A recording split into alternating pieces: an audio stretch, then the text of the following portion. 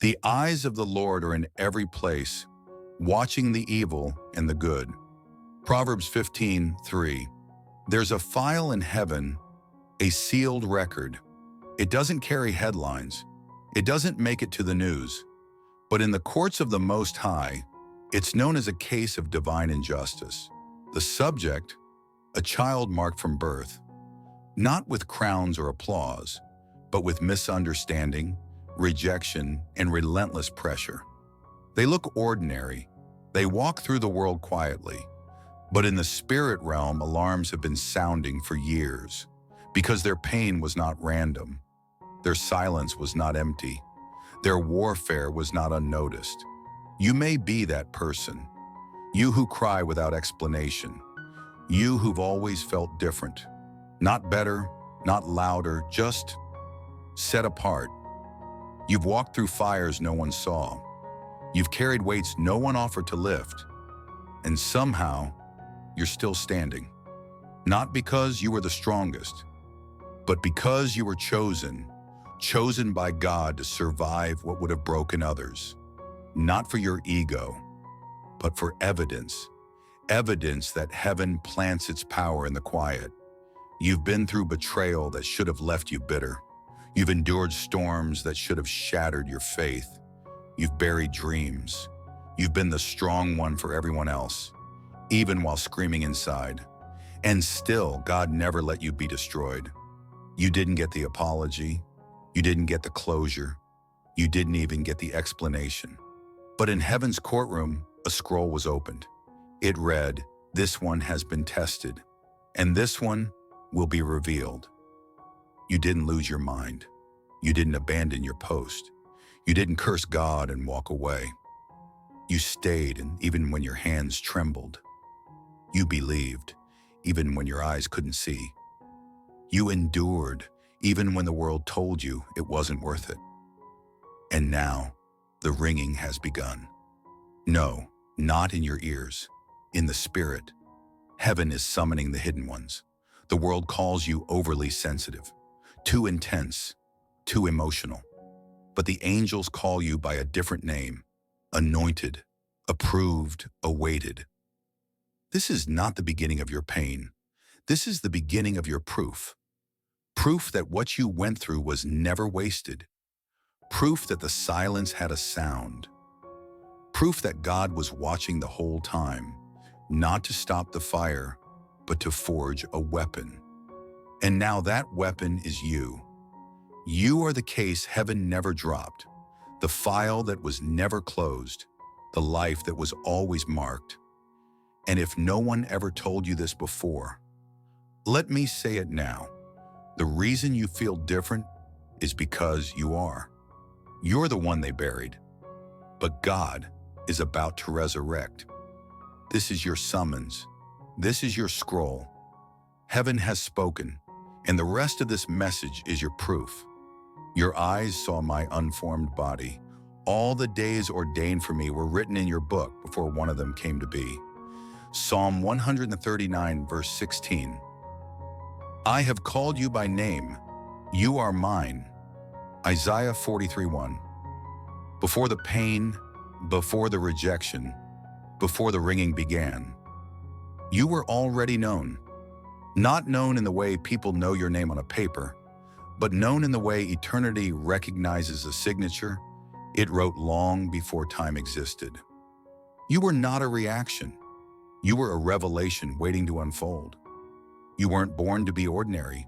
You weren't sent to blend in. And you were never designed to be comfortable in a world you were sent to transform. Heaven doesn't forget who it sends. And you, yes you, were born with divine fingerprints on your soul. That strange restlessness you felt your entire life. That ache to go deeper, to make sense of what others ignore. It's not psychological. It's not emotional. It's prophetic memory. You are remembering something your soul already knew, that you carry an assignment, that you were called to walk differently, that even when you tried to run with the crowd, something invisible always pulled you out of it. You weren't marked by trauma, you were marked by purpose, The trauma just revealed what had been hidden since before your first breath. And here's what the enemy never wanted you to realize. The very thing that made you feel different was the same thing that makes you dangerous to darkness. That unexplainable sensitivity, that spiritual radar that picks up on what others ignore, that heart that breaks for things no one sees. That's not a flaw. That's your function. You were designed to pick up the frequency of heaven, to weep where others laugh, to feel where others are numb, to perceive what hasn't even arrived yet, because heaven sent you ahead of the storm as the voice in the wilderness. And now that you've heard the sound again, the calling, the awakening, the frequency vibrating through your life, you must understand, you were not made for reaction. You were made for assignment. Like Joseph, misunderstood because of your dreams. Like David, overlooked in the field while others stood in line. Like Esther, hidden until the hour your voice would save lives. He didn't wait for you to be ready. He formed you for readiness. That's why the world couldn't explain you. Because you weren't sent by the world. You were sent by God. And now the ringing is getting louder. Not in your ears, in your soul. It's the call to remember. It's the reminder that you were never becoming chosen. You always were. This is your return to origin. This is your spirit realigning with the scroll. This is heaven tapping your shoulder saying, the reason you didn't die back then is because now has come. You were marked, you were sent, and you're still here because your time has arrived. For we wrestle not against flesh and blood, but against principalities, against powers, against the rulers of the darkness of this world. Ephesians 6:12. They conspire together. They form an alliance against your treasured ones. Psalm 83 verse 5. There's a reason your life has felt like a battlefield. A reason the attacks came early. A reason the rejection felt personal. Even when people didn't really know you. It's because it was never just people. You've been fighting a war in the unseen, and the moment you were marked in heaven, you became a threat in hell. There is a council, not of flesh, but of darkness, invisible, ancient, strategic, and their meetings, they've had one recurring topic. You. They saw the scroll. They heard the assignment. They knew what would happen if you ever woke up. So they planned early. Trauma in childhood. Rejection from the ones who should have loved you. Delay, confusion, false identity, counterfeit paths. Constant pressure to doubt your sensitivity and bury your calling. Because if they could distort you, they could delay the impact you were born to carry. But here's what they underestimated. You kept standing, even when bleeding, even when questioning, even when praying with no answer. They tried to silence you through pain, but pain became your prayer language. They tried to isolate you, but isolation became your training ground. They tried to distort your identity, but heaven kept whispering the truth through the static. You are not who they said you were. You are not broken. You are becoming. And now, you're starting to remember why the heaviness came in rooms that looked fine on the outside, why your spirit discerned lies behind smiles, why certain environments drained you, while others ignited you. The darkness wasn't random, it was reactive. The warfare around you didn't increase because you were off course. It increased because you were getting close. Close to your voice, close to your purpose, close to your anointing. And hell panicked. But here's what the council of darkness didn't account for. The ringing didn't break you, it woke you up. Now you see, now you feel the shift. Now you know you were born for more than survival.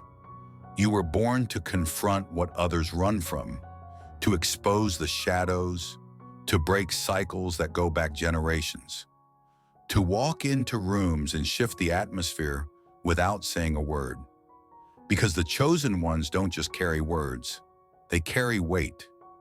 You are spiritual disruption, a walking contradiction to everything the enemy tried to construct. They studied you. They targeted you. But they forgot one thing. You were sealed by God before you were ever seen by them. And now, it's too late, because your awakening is the death of their agenda. You're not confused anymore. You're aware. And awareness is the chosen one's greatest weapon. How long, Lord? Will you forget me forever? How long will you hide your face from me? Psalm 13:1. Though he slay me, yet will I trust him. Job 13:15. There's a silence no one warns you about, not the quiet of peace, but the stillness that feels like abandonment. When prayers hit the ceiling and fall back down, when dreams dry up, when the same God who once whispered to you goes quiet, you still show up, still pray, still serve. But inside, you wonder, God, where are you? Did you leave me in this wilderness? Was I wrong about the call? This is the season of divine silence, and every chosen one walks through it. But don't be fooled. This is not the silence of neglect. It is the silence of strategy. You are not being ignored. You are being watched. Heaven is quiet, but not absent. God is near, but not speaking. Why? Because this silence is not to destroy you. It's to reveal you, to you. Because when the voice stops, what's inside begins to speak louder. In the silence, your true motives are tested. Your hidden fears come up. Your foundation is shaken. And your faith, the real kind, is formed. Job sat in silence. David cried in caves. Joseph waited years in chains. And not once was God absent. He was building something in the quiet that could never be built in the noise. The silence isn't punishment, it's permission. Permission to shed the need for applause. Permission to walk with no map. Permission to believe without signs. Because if you can walk with God in the quiet, you can carry his voice with authority when he speaks again. That's why the ringing came. You were listening for heaven, and heaven was testing if you'd still listen when it said nothing. Would you keep praying when the answer was, wait? Would you keep believing when the promise looked dead? Would you keep obeying even when the reward was invisible? Chosen ones aren't made in miracles. They're forged in the invisible furnace of silence. This is your furnace. No spotlight, no clarity, just whispers that used to be loud, now gone. But your obedience, still loud in heaven. God's silence is not a closed door. It's the soundproof room where your oil is crushed. And when this silence lifts, you won't just be heard. You'll be trusted. So cry if you must. Question if you need to. But don't quit. Because in the silence, God is not watching your perfection. He's watching your persistence. And what you thought was abandonment was actually a courtroom full of angels, watching you rise without applause and whispering among themselves. They still believe. They're almost ready. The verdict is coming. Whoever digs a pit will fall into it. If someone rolls a stone, it will roll back on them. Proverbs 26:27. Do not be deceived. God is not mocked. For whatever a man sows, that he will also reap. Galatians 6:7. There's a moment, quiet but thunderous, when the law of return begins to move. Not karma, not coincidence. Heaven's response to everything done in secret, every lie, every betrayal, every setup, every plot crafted in the shadows while you were simply trying to obey God. The law saw it. The law recorded it. And now the law activates. Because God is not just your comforter. He is your judge. And he does not forget. What they sowed in gossip, they will reap in silence. What they planted in cruelty, they will harvest in exposure. And what they tried to steal from you, God is returning with interest. But here's the twist. While the enemy was plotting destruction, God was planting redemption. He was letting the weapon form, so when it failed, everyone would know it was him.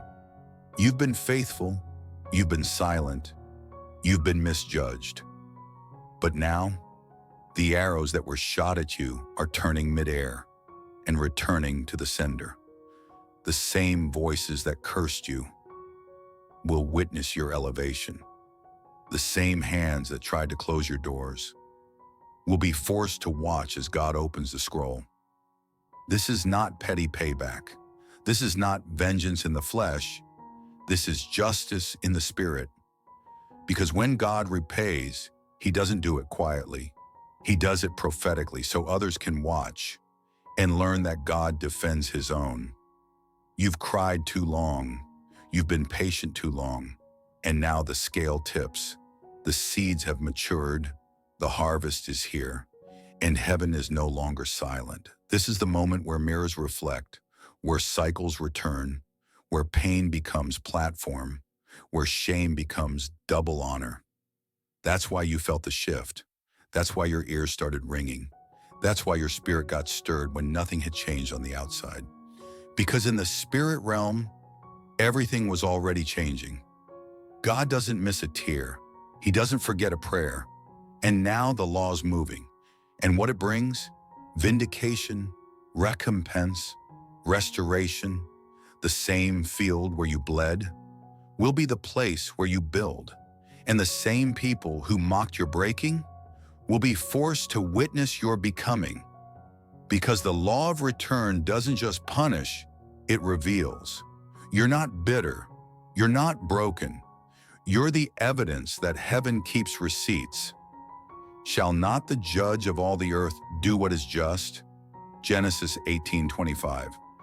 But let justice roll on like a river, righteousness like a never-failing stream. Amos 5:24. There is a courtroom not built by human hands, no marble floors, no robed judges, but power that makes hell tremble. This is the heavenly courtroom. And while you were crying on your bedroom floor, while you were praying with no reply, while you were surviving storms that left no evidence but your scars, your case was being reviewed. You thought God was silent. You thought your suffering was being ignored. But in the throne room of the Almighty, scrolls were being unsealed, witnesses gathered, angels stood still, and your name was spoken across eternity. This one stood when others fell. This one forgave when they had every right to hate. This one did not bow to bitterness. The courtroom heard every slander, every betrayal, every false accusation. And while the enemy stood smug, reciting every failure, every flaw, every sin you ever made, the blood spoke louder. Not your perfection, but your persistence. Not your strength, but your surrender. And heaven ruled. This one is mine. The gavel didn't echo in a building. It thundered through dimensions. Not guilty, fully redeemed, honor restored, purpose activated. What hell meant for disqualification, heaven has now stamped as evidence of calling. The silence was a setup.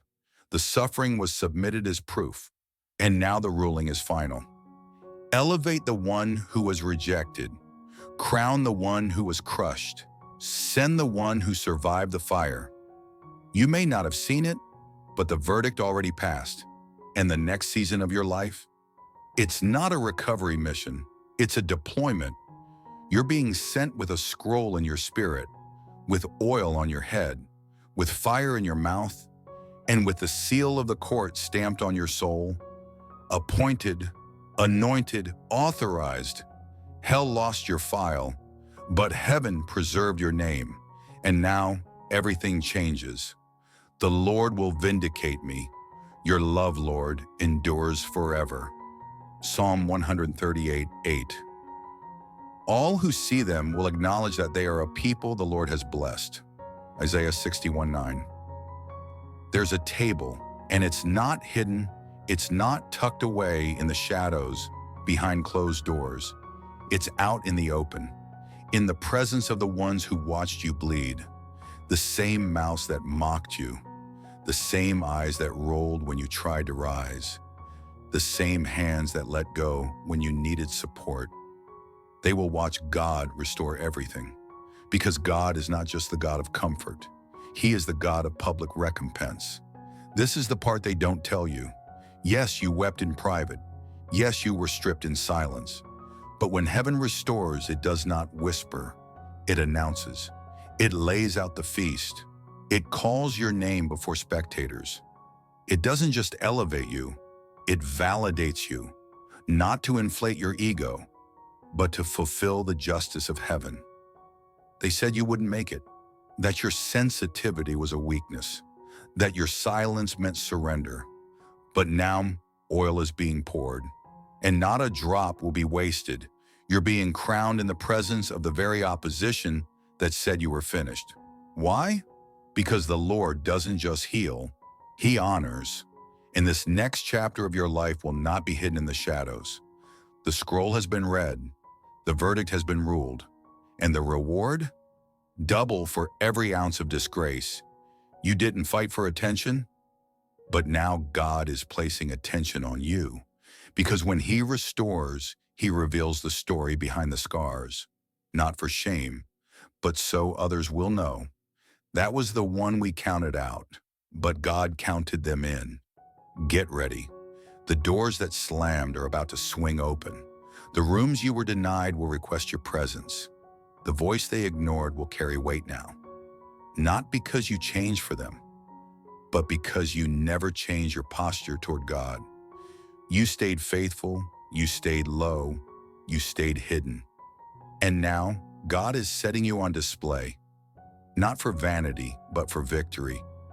So let them watch, let them whisper, let them wonder how you're still glowing after all you've been through. It's because restoration doesn't return you to what was. It launches you into what was always written. Your table is ready, your enemies are present, and your head, it's dripping with oil. And we know that in all things God works for the good of those who love Him, who have been called according to His purpose. Romans 8:28.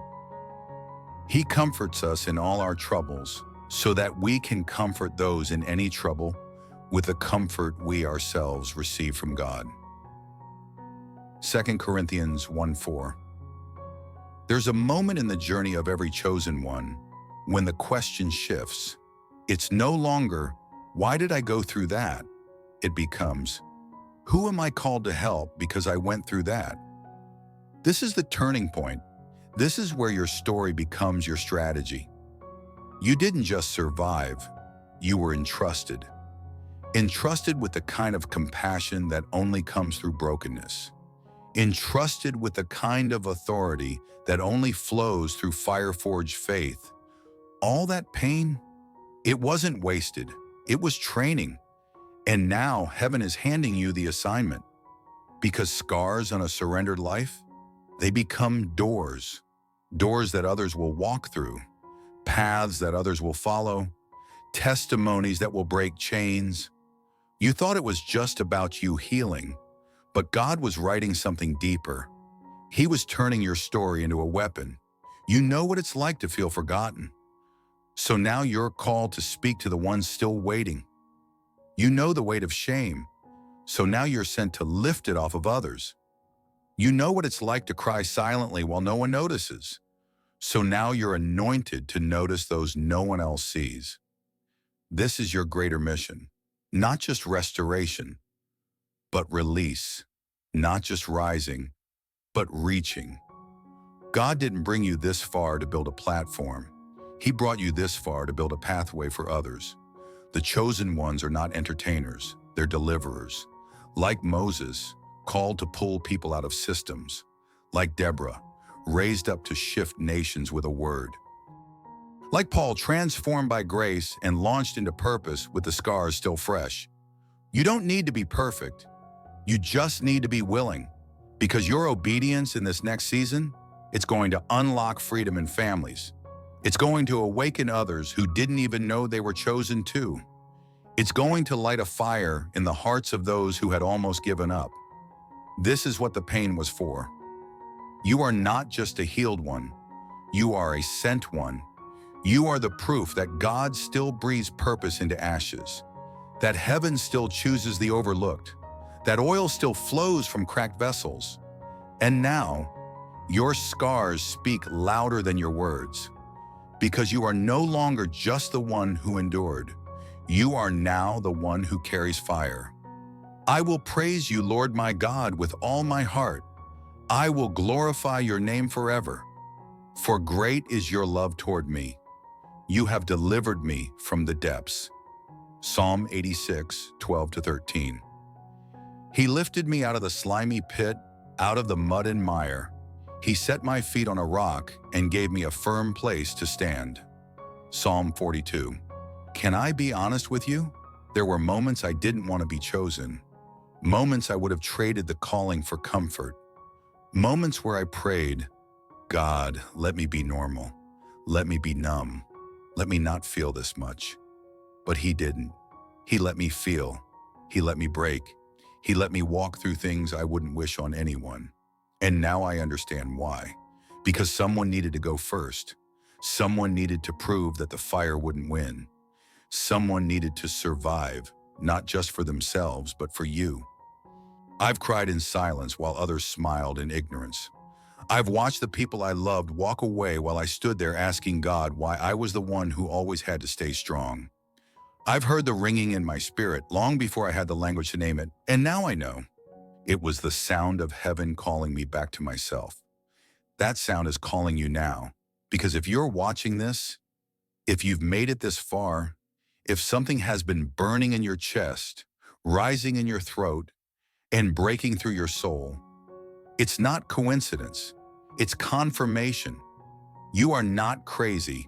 You are not too sensitive. You are not making it up. You are being called. You feel deeply because you were made to heal what others won't touch.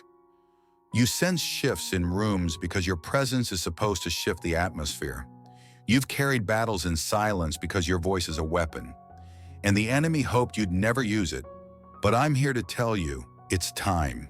You don't need to have it all figured out. You don't need to be perfect. You just need to say yes to the fire that already knows your name. Let this be your moment. I'm not better than you. I'm just someone who said yes while still shaking. And if you felt everything this message spoke, then you're not just watching a video, you're hearing a summons.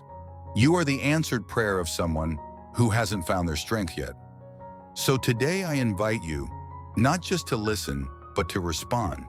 If you know this was for you, if something inside of you is standing up even while your body is still seated, drop a comment below.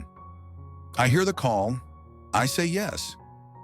Let the world hear what hell hoped you'd never say. Let heaven record it. You're not running anymore. You're rising. Submit yourselves therefore to God. Resist the devil, and he will flee from you. James 4:7.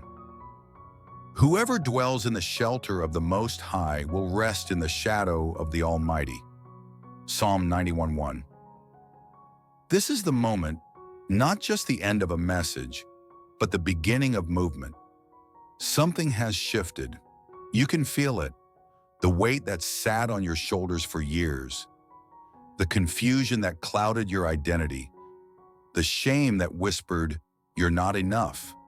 It's lifting, because the same voice that formed light out of darkness, that carved rivers through wilderness, that called Lazarus from a tomb, is now calling you, not to watch, not to wonder, but to walk. Walk in power, walk in clarity, walk in the anointing you've carried since before you were born. This is not about religion. This is not about performance. This is about alignment. You've heard the signs, you've felt the fire. You've survived what should have taken you out. And now, heaven is placing the mantle on your shoulders. No more delay, no more hiding, no more almost stepping in. This is your commissioning. You've been marked. You've been refined. You've been proven. Now walk like it. Walk like you were chosen in the womb. Walk like you carry oil on your scars.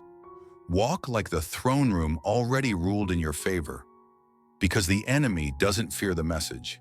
He fears the one who finally says yes to it. And today, that's you. You are no longer just called, you are sent. And the weapons that were formed against you?